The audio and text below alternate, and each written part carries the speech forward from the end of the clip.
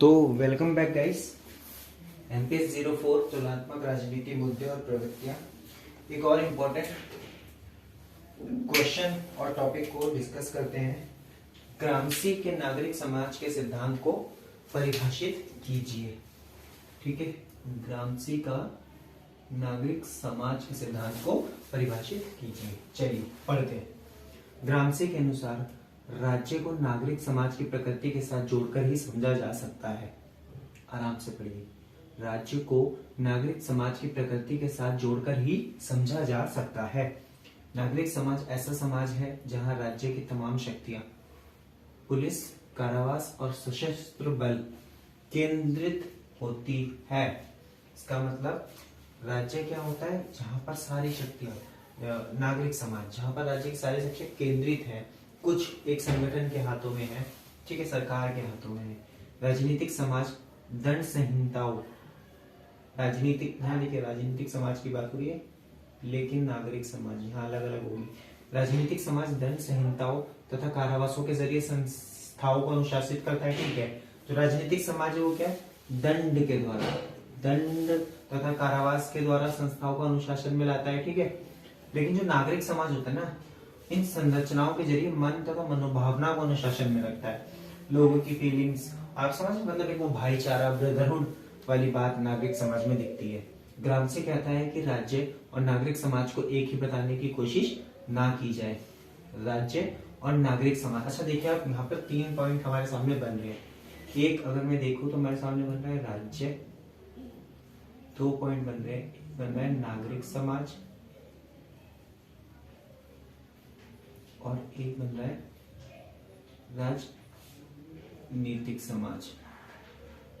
राज्य का एक पार्ट है नागरिक समाज और राजनीतिक समाज। ठीक है, वो मिलकर राज्य बना रहे हैं।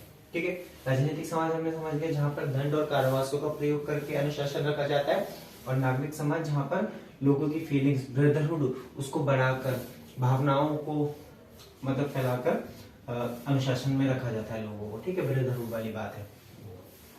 ग्रामसी कहता है कि राज्य और नागरिक समाज को एक ही बताने की कोशिश ना की जाए। ठीक है, ग्रामसी नागरिक समाज के विकास में राज्य की भूमिका को महत्वपूर्ण मानता है। ठीक है, ये नागरिक जो समाज है, नागरिक समाज मतलब लोगों के लिए, जो लोगों के वेलफेयर के लिए, वही बात है वेलफेयर वाली बात, तो राज्य इंपॉर्टेंट है ना, राज्य की भूमिका को बहुत महत्वपूर्ण मानता है। नागरिक समाज को नियंत्रण करने का प्रयास, नागरिक समाज लोगों के लिए, जो सोसाइटी होती है उसको नियंत्रित करने का जो काम है वो कौन करता है? अफसरशाही तथा कानूनी व्यवस्था से उसमें नियंत्रण रखा जाता है, अफसरशाही और कानूनी व्यवस्था से, जो नागरिक समाज को राज्य से जोड़ती है। ठीक है, ग्रामसी ने राज्य में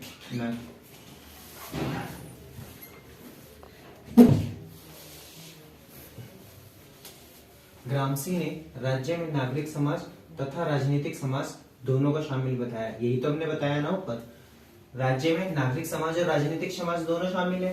फिर से सुनिए, नागरिक समाज वही कल्याणकारी राज्य हो गया, नागरिकों के लिए जो हो गया।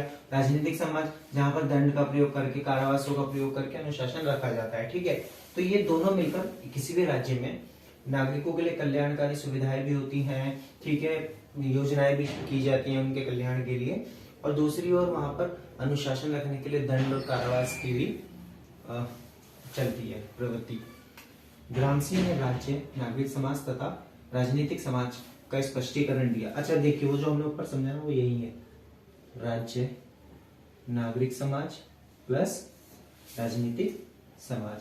ठीक है, राज्य आपको समझ आ गया, नागरिक समाज और राजनीतिक समाज से मिलकर बनता है, और नागरिक समाज और राजनीतिक समाज भी हमने पढ़ लिया। ठीक है, बेसिकली ये जो ग्रामसी है ना, नागरिक समाज के ऊपर बात कर रहा है, तो आपको लोगों के बारे में सोचना, कल्याण के बारे में सोचना, उसी को सोचकर आप करेंगे तो ये क्वेश्चन बनता जाएगा आपका।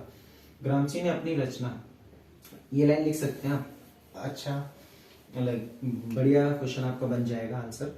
ग्रामसी ने अपनी रचना पास्ट एंड प्रेजेंट में नागरिक समाज का अर्थ यह बताया कि नागरिक समाज में राजनीतिक और सांस्कृतिक प्रधानता है।